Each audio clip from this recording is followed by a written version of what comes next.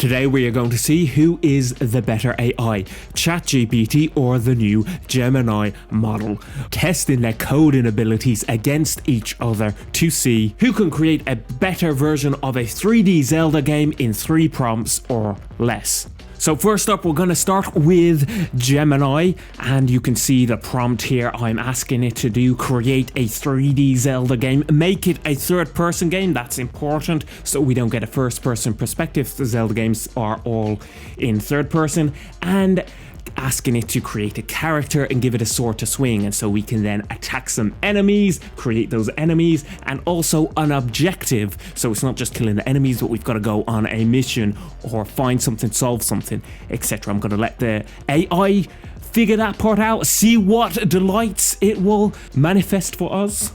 So there are a few things we're looking at to see who would be the better AI for doing this. How many prompts it takes them to do it. How long does it take them to code? How many lines of code will they actually write? Does the code actually work? Or do we end up with an erupting volcano of errors and bugs? And then, how good are the actual games? How fun are the games to play? So Gemini has finished coding here, and it's got a nice simple menu, the legend of the relic, and we have a Link, a character. It's got a hat, it's got a sword. Visuals are limited. It's kind of looking more garden gnomish than a full-on Zelda game, but it is definitely Link inspired, so I'll give it points for that. Green outfits. It kind of walks around, but it's more like, I guess, hovering around, kind of like Link is sat on a Roomba. Forget Eponia, Link's new item, Roomba travel. And he does indeed swing that sword. That is pretty good. And look into the corner there, that's supposed to be the hearts. They are pretty messed up looking hearts to me. You will probably have a heart attack if that is what your heart looks like. And we have this flashing animation when you get hit and the game over if you die. We've got some nice trees for decorations. Those purple circles are the monsters, the enemies coming to get him. You know what? This world is fairly big. That's what she said.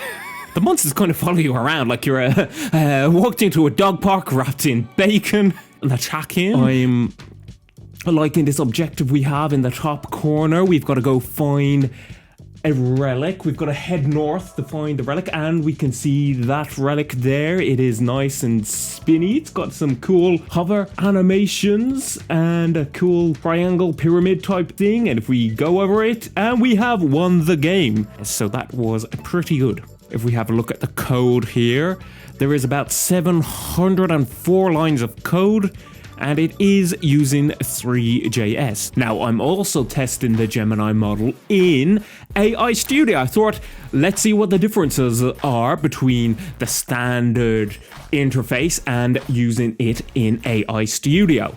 So, here was me throwing the prompt in there, and the first thing to notice is it took a very long time. This was slower than Windows Explorer opening a web page from 1999. It took over 20 minutes to complete this first prompt. That is an age and a half. And out the bat here we have a pink character that kind of looks like your hemorrhoids have become swollen and engorged, and the sword is swinging backwards. The sword is swinging backwards. That is the wrong way. At least there won't be any sneak attacks on this guy. But you know, red monsters, that's kind of cool. They've got a health bar instead of hearts, so that's simplified something. You know, those monsters have eyeballs this time. Those shiny relic things do not seem to disappear when you collect them, though, unlike every single girl I've ever matched with on Tinder. So that's a kind of a bug there. And we have some nice trees and some shadows, and the game kind of seems to be spinning around all the time like a record, baby, right round. I'm not even touching those controls there. It's just spinning all by itself. So there's another bug there for it to fix. And we can jump and move around though, so that is a definite positive. So we're giving it a second prompt here. Get that sword swinging in the right direction, have the movement fixed, they make the character look like a character, not just a blob mess. Have a boss that would be a cool dynamic boss fight, and have the relics disappear, etc, etc, any of the bugs I found along the way.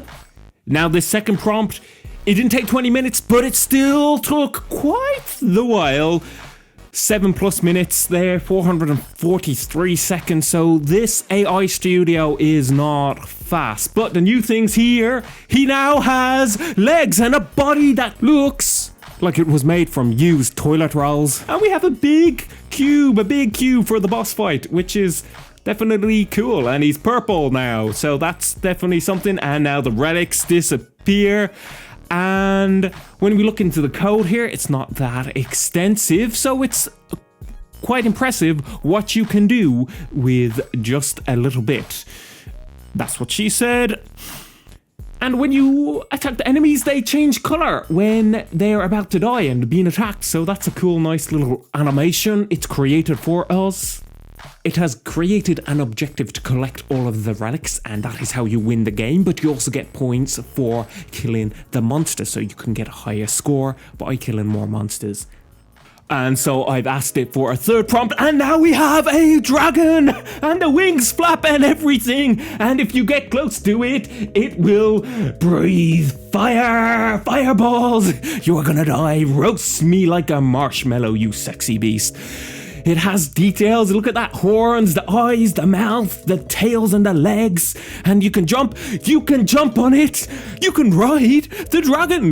Link Targaryen, the Dragon Rider, new mother of dragons. So that is really cool, loving this dragon feature, definitely a lot more fun than that first game Gemini created. Okay, here we are with the same prompt in ChatGPT, and the first thing you're gonna notice is it starts coding immediately, thinking, plans, who needs those? We just jump straight into it. It finished the whole thing in 30 seconds. That is faster than Usain Bolt with explosive diarrhea running for the toilet. But you gotta notice here, the graphics are very limited. We have a blue blob, no shadows, no trees, no details on the sword or the face or anything. They look like they were rendered on a calculator powered by a single moldy potato. So we are definitely going to need a second prompt to just improve everything. And we now have a character and trees and eyes on those enemies, so definite improvements. But here's a terrible error. The sword doesn't swing, it kind of like twists around inside of him. What's going on there? That is not what you should be doing. Stop twisting, you should be thrusting. That's what. And the dragon is terrible. He is more square than if I had Lego bricks for eyeballs. Like, and there's no collisions. Like, all the women on Tinder, they just pass straight through me like I'm not even here. No health bar or hearts, just kind of text on the screen. I think we're gonna need a third prompt. So we're getting this third prompt going here, trying to correct a lot of those issues we had in the second one.